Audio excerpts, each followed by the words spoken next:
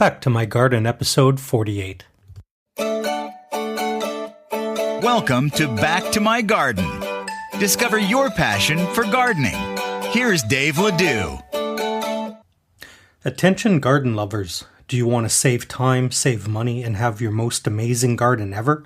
Receive free tips, strategies, and gardening techniques from passionate gardeners around the world. Join the VIP club for free today at www.backtomygarden.com/VIP. Are you concerned about toxic chemicals, GMOs, and frankenfood? Don't panic. Grow organic. Discover my new resource for organic gardening at www.backtomygarden.com/myorganic. Well, good morning, good afternoon, or good evening, depending on where you are in the world when you listen to this. I'm Dave Ledoux, and welcome to another edition of Back to My Garden. And today we have a special guest joining us from Stockport in England. That's near Manchester for my geography buffs. Kaz Brown, and Kaz is living the good life the Brown way. She's a passionate allotment gardener, a brilliant photographer, and an avid blogger. We're going to talk a lot about her blog. It's sensational. And she's very patient. She waited nearly 3 years just to get the opportunity to garden. So please welcome to the show, Kaz Brown. Hi, Kaz. Hi, thanks for having me. I'm glad you're here. I gave you a little introduction, and I want to hear your story. And the listeners want to get to know you a little bit, so take a minute or two and share with us a little bit about your background and how did you get into gardening? Okay, well, I've always loved gardening. I've always had a tinkle with it. When we have a very small garden at home, but it's very shady, so there's not a lot we can do with it. But we live right over the road from which is now our allotment. And we went to an open day a few years ago and just fell in love with the whole notion of going down, growing your own vegetables. They were so pretty. There were so many flowers everywhere. Some people like to do vegetable gardening, and some people like the flowers. I like a mixture of both. And we did just fall in love with it and immediately put our names down on the waiting list. And from that point, we started doing some research. When I say we, that's myself and my husband. And we just enjoy spending time together down there and enjoying time with friends. We've made so many friends. So I've always loved the outdoors, going on walks. We've got a little dog. And she comes down to the allotment with us. She's called Jasmine. And she likes to chase the bees and the allotment cats. And I'm a creative person. I like to experiment with things. I'm a designer. I actually work for a company called Garden Buzz magazine, which is a local magazine for South Manchester. A brand new magazine that we've set up this year, and that's doing really well, and I put that together. So I have quite a lot of input in the Grow Your Own section of that magazine. Oh, good stuff. You gave us a lot to start with here. Yeah. Now, Kaz, we got a lot of people driving their cars listening to us. So what I'll do, you don't take notes on your phone while you're driving. I'll put all of Kaz's links in the show notes at backtomygarden.com. Kaz, you got a great Twitter, so everybody can follow you on Twitter. It's at Lottie Landgirl. That's LOTTIELANDGIRL. Yeah. Lottie is short for allotment, right? That's the Brits yeah. short and everything. People do call me Lottie, which I answer to anything. All nice names, obviously. Make sure you follow Kaz's blog and share her stuff. Her blog is brilliant. It's lottielandgirl.com. I want to start there because, actually, before we do that, the magazine, do you have a website for it? We do, yes. It's www.gardenbuzzmagazine.co.uk. Gardenbuzzmagazine.co.uk. Awesome. Do you get to use any of your photography in your magazine? Yeah, I use it generally for the Grow Your Own pages because I work with Michael and Janet Turner. So it's a very small company, but we work so well together. And Michael's a professional photographer and Janet's also a photographer herself. So they love gardens and flowers. and they take lots of lovely pictures. So it is a very visual magazine, and it's... But your blog is too. Yes. Well, I wanted to take a record from the minute that we got our allotment, from the day we first started with our brand new wellies and tools ready to go down there on a pouring rainy day, as it usually is in England, with the new tools, ready to just dig in, get started. We didn't have a clue what we were doing, but it didn't make us feel nervous, because we had so many people coming up to us, even on the first day, offering help. And I just wanted to record our progress, which you'll see from myself as a photographer, my photography changing throughout the 3 years that we've had the allotment, because it's coming up to 3 years in October. And I just wanted to record how we've grown with the allotment and what we've grown, and just to look back on it. And, you know, when our knowledge gets a lot better, we will hopefully, you know, help other people as well. And we've learned so much. From knowing nothing to knowing where we are now, we have learned quite a lot. So, were you exposed to gardening as a child, or do you just pick this up as a married couple? I loved it I mean, my mum and dad aren't gardeners. They never really have been, but I always liked to help the gardener when he came round, and I've always loved flowers. But never really, not how I love it now, not the passion. I'm absolutely bonkers about bees and bee-friendly gardening. That's one of my big things that has come up this year. And myself and Stu are going to be learning to be beekeepers next year. So we're progressing, we're growing our own, and then we're starting a course in January to learn to be beekeepers. Fantastic. Oh man, we got so much. We're never going to fit this all in one conversation. So you're a married couple. Mm-hmm. You wait 2.5 years to get on the waiting list and finally get your allotment. Mm-hmm. Was it in the mail, or did you get a phone call? How did you, or was it on a list? It was a voice message. We were out at the time, and it was on a Saturday morning, and I came back. I think we'd been shopping, and a message was left on the voicemail, and I picked it up, and Stu was upstairs. I ran up to him. Oh my God, he's called. We've got an allotment, a little piece of land. We didn't want a big allotment. We just needed something small just to start off with. You don't need something too big. And well, we signed for our allotment on the day that we went to sort out our marriage ceremony and things. So it was like a ceremonious day, if you like. We gave notice of our marriage, and we went to sign for our plot on the 7th of October it was. I remember it very well because we were so excited. Congratulations, it's a garden. What was it like size? And when you got there, was it in mint condition or kind of rough? There were things still on the plot when we were there. Some things were unknown. There were a few brassicas that were on there, things like the odd broccoli, but they'd gone to flower. We had quite a few beetroots. The lady who had it previously to us took everything that she wanted because she moved on to a bigger plot. And yeah, it's in great condition. The soil's amazing. It's really rich soil, not clay or anything. We're really lucky, and a lot of people do comment on the soil type when they see pictures. So we just basically cleared everything and started from a blank canvas. But being October at the time, we didn't really know what we could plant in there. I know that we could have done onions and spring cabbage, but we kind of missed the boat with a few things. So, which was fine by us, but we were just eager to be down there and to get started, really. So you're newlyweds in love, gardening together. It's so romantic. Well, 2 years. Yes. 2 years this month it'll be. And yes, we're still in love. Was Stu a gardener, or did he kind of come just like, wow, okay, great. Just let's do it. We just loved the look of the place. It's so picturesque, and we're near a very busy main road, but you wouldn't know that when you're down there. And we just wanted a little piece of land that we could put our own mark on and, you know, just spend time down there. So on an evening, we'll take down the tools, and a bottle of wine probably and sit down there and do a bit of weeding and some wine, and that makes it all a bit more bearable because weeding isn't my favourite.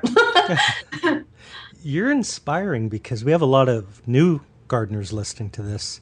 A lot of city gardeners, like with containers on their patios and stuff. So nobody can mistake you for an expert, just perfect gardener. You never kill anything. Everything you touch grows beautifully. We killed not knowing why. What was it like in the beginning? Do you remember what you grew first? And did you have any weird experiences or anything not go perfect? Well, what we wanted to do to plan the plot from the beginning, we want to grow things that you would find on your plate on Christmas dinner. Everything bar growing a turkey, basically. So we wanted the cabbages and the brassicas, and we tried potatoes. But the year in 2012, when it was our first growing year, it was terrible weather here. We do have good summers. We've had a nice summer this time. It was a quite cold August, but it was very hot in July. But it was very wet in the summer of 2012, and everybody had problems with what they were growing. So we weren't on our own, and it, you know, you did feel a bit down about it, but we didn't let it stop us. We were like, right, well, how can we change it? What can we do? Because the potato harvest wasn't very great. They were quite small potatoes, but every year has been different since. But this year we've had a really good crop. We did lose Marfona potatoes, which are our favourite. It's great for making mash, really creamy type potato, but it had a disease called blackleg, and it damages the stem and the seed potato itself, making them very pungent smelling and rotten, basically. Wow. And I was really devastated, but onwards and upwards, we got a lot more potatoes and we're still going through them, so that's good. Wow. This is good stuff for the beginners, because you're still there like me. You get a little emotionally attached to your vegetables. You put blood, sweat and tears go into this. Growing, whether you're growing flowers or you know, vegetables, it's part of you. You help grow them, and you've helped them grow and nurture them, and then you eat them, and they taste delicious. Kaz, can you share with our listeners a little bit about what you grew this season? What were you proud of, and what frustrated you? The potatoes were a frustration, only the Marfona type. But I've grown turnips from seed. Sometimes I buy plug plants and cheat a little bit. But we had a great, we've got loads of beetroot on the plot at the moment. We've got a fantastic brassica patch. So we've got Savoy cabbage, cauliflowers, sprouts, because you can't not have sprouts on Christmas Day. We've got carrots and parsnips, and we had an awesome bumper crop of strawberries. So we made some jam with that, first batch of jam. So we've got 2 strawberry beds, and we bought in some plants from an allotment local to us who had an open day, and they had pumpkin plants there, because I like to carve a pumpkin for Halloween, and I've always ended up buying them. But this year we've got 5 to go out, so I'm quite excited. Oh, wow. Congratulations. Thank you. Lots of soup and my own little pumpkin that I can carve that we've helped to grow. So I'm on the eating side of the pumpkin, like pumpkin pie and pumpkin. I've never had pumpkin pie, but I would like to try it. Good stuff. That's amazing. You're inspired by Christmas dinner. Yes. That's your theme. I am a Christmas elf, it has to be said. I love Christmas. I love it for the time to be with my family and just the magic of it. And I love Christmas dinner. So what better than on a Christmas Day morning with Stu, Jasmine and me all wearing Christmas jumpers, Jasmine included, going down and harvesting all your hard work from the year and coming back and cooking it. And knowing that you've grown it, it's just such an achievement. And yeah, we're looking forward to doing it this year as well. Now, you're in Stockport. Roughly how big is your city? How many people? It's quite a big town. I wouldn't know. A couple thousand? Thousand, yeah. It's a big town. And so you've built a community through your allotment. What are some of the people like around you? What have you learned, and what are the relationships like?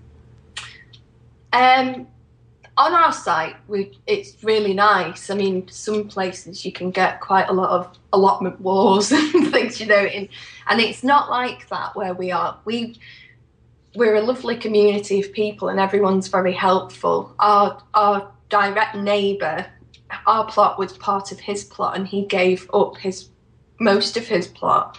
And he's called Brian, and he's just the fountain of all knowledge. You learn so much from him. You can very rarely get much work done if you go down on a Sunday, because you just sat talking to all your friends, and they just come and give you advice and tips. And I would say that we've learned most of the stuff that way, and also following other people's blogs and following their allotment experiences. We've been given ideas. But yeah, they're a lovely bunch. Let's plug your blog, because I'm a big fan of image-rich blogs. And did you go to school for photography? No, I studied graphic design at college, but I've always loved photography. Sorry to interrupt. It's www.lottielandgirl.com, so we'll send everybody over there to look. How long have you blogged? And what inspired the blog, and what do you like blogging about most? I started the blog last August, so I've just had my first Lottie Landgirl blog birthday. And because I have a Facebook page as well, which is where it started initially, which is facebook.com/Lottie Landgirl. And I just kept all my pictures in folders on there. But I decided that I wanted to start writing about experiences that we'd had, days out that we could go on, and just generally empty my head, anything inspirational, just to showcase how beautiful the allotment can be. I want to show people what allotment life is like. We don't have sheds or greenhouses on ours, which is quite unusual. As a site, we're not allowed buildings just because there are houses behind our plot and they don't want big buildings.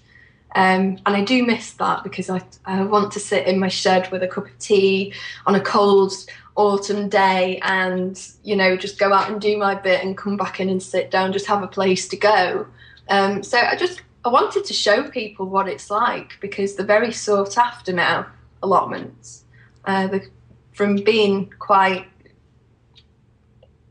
people weren't very interested in them a few years ago, but I think people are feeling more nostalgic in life, and it's not all about being on computers and technology. It's turning off and getting your fingers mucky and being one with the soil kind of thing. Your generation is leading the boom in gardening. It is at the moment, yeah. Your generation grew up with cell phones and computers and laptops, and you're the most wired, connected, networked generation in history. And now I can hear your passion just to get dirt under your fingernails and see a bug or two and eat what you grew. Worms. Don't like slugs. Can you talk to it? Do you have those? Slugs? Yeah. Oh, yeah. You can... We haven't lost too many crops by slugs this year, but I can't stand them. I can't touch them. That's Stu's job. But I can touch anything else. He's scared of spiders. I hate slugs. It works well. So. Is that your only real pest, or do you have other pests? Or you do have other little, like the vine beetle and things that munch on your pea leaves and make a lovely little... I quite like the pattern. It doesn't seem to damage the crop.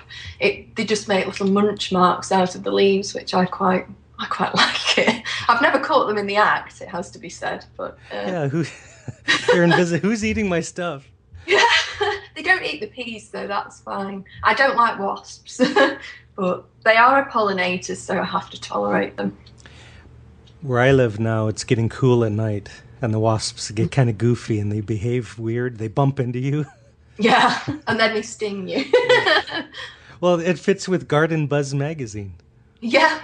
Well, we're buzzy about bees and just about gardening in general, really. Now, we're whipping along through the show here, Kaz, and we're at the point of the episode where we play a game called 5 Quick Questions. This is your chance to share wisdom and experience with brand new novice gardeners. Are you ready to play? Okay, let's do it. If I can help. Number 1. This will be interesting because I bet you have friends that haven't caught the gardening bug yet from you. What do you think stops most people from even trying gardening? I think there's so much to learn that I think people would get scared that they wouldn't have any knowledge. Not enough knowledge to grow something, or they might think, oh, I've got a plant and I've killed it, I'm a terrible gardener. But I would say to those people, don't be scared, because you can go to a garden knowing nothing, and even if you learn one little thing when you come away, be it speaking to somebody or reading up on something and trying and testing it, you will become a gardener, and once you've got the bug, you won't ever lose it. Kaz, you're so inspiring. I'm so glad. No, you had no fear. You said, I'm going to be a gardener, and boom. Do it. Do it. Just try it. You might not even like it, but chances are you'll fall in love, and it's the best thing. So, Question 2. What is the best gardening advice that you've ever received?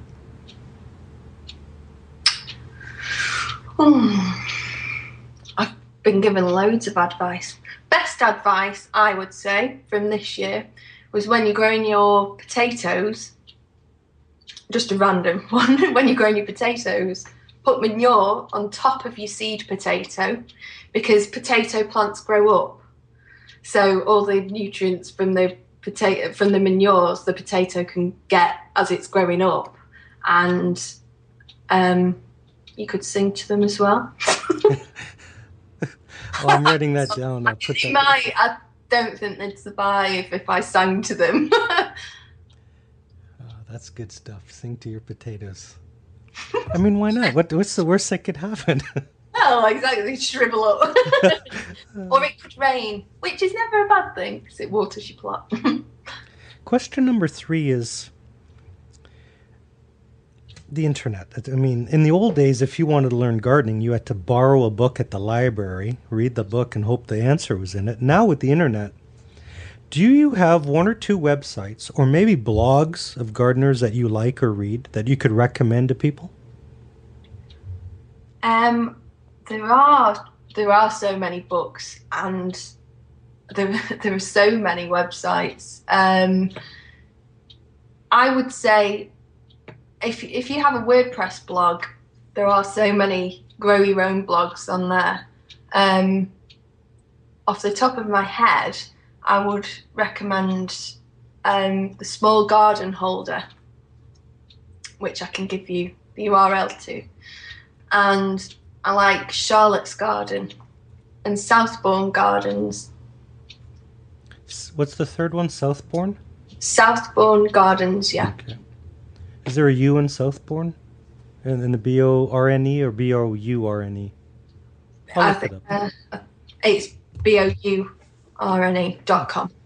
And I've made so many blogging friends, and it's a nice little community through WordPress or wherever you have your blog. And I personally use WordPress, but and books.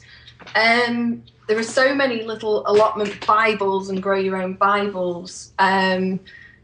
Caroline Foley, I think her name is, if I've pronounced that right. She does like an allotment Bible. So I can get you the name of that one. Yeah, I I'll can't pull that up. off the top of my head. Would you like me to come and find out what it is? Oh, no. I have an entire army of assistants that will look it up on our behalf and put it in the show notes. Oh, great. That way you and I can continue to chat, and the people driving in their car in rush hour traffic who are jealous of you, they don't have to take notes on their phone with their thumb. True. Yeah, no, don't do that while you're driving. Question 5. What's the number one thing, in your opinion, that everyone you'd encourage them, hey, try to grow this next season? This could be crazy or experimental or fun, anything goes. What would you like to see or encourage people to grow next year?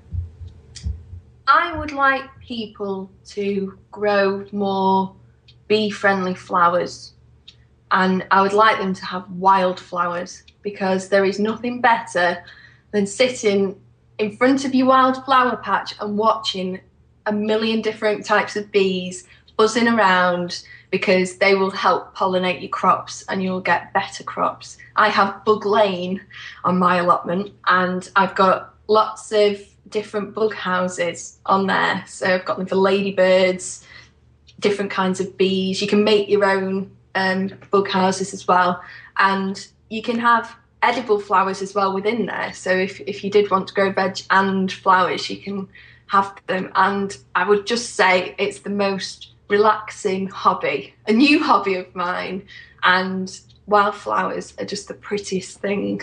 So definitely a wildflower patch would make your garden beautiful. I'm going to throw in a bonus question here. Next season for your allotment, do you have any plans or vision for what you want to try to grow? Anything you're going to do differently? Any experiments? I'm going to grow next season for the first time globe artichokes. Not to eat, although I will probably try one or two, but the bees absolutely love them, and they remind me of sea anemones. And when you watch the bees and how they move, the bottoms are in the air and they dig down in. They look like they're swimming through. And they're like a giant thistle, because they're part of the thistle family, I have been told. And they stand very tall, so I can put flowers around the bottom as well. So it's something that I want to incorporate next year and still have a successful brassica patch for Christmas dinner. It will always be about Christmas dinner. Love it. So That's your book, Kaz. that is, yeah. Grow your own Your Christmas book is dinner. coming. There you go. Yeah. So for all well, I'll give you an example. Is Timber Press is a friend of the show, and they have Timber Press UK. So, hey, editors at Timber Press, call Kaz. She has a book or two in a series. Oh, yeah. You never know. Kaz, you've been a brilliant guest. I want everyone to follow you on Twitter at Lottie Landgirl. Make sure you share Kaz's stuff on her blog. It's sensational, lottielandgirl.com. Kaz, you get the last word today. To the listeners, can you share with them either a note of encouragement or maybe a pearl of wisdom on their gardening adventures? I would say keep at it. And if you feel like you're failing, turn to Twitter and talk to all the people on Twitter and on Facebook about any troubles you're having or any successes.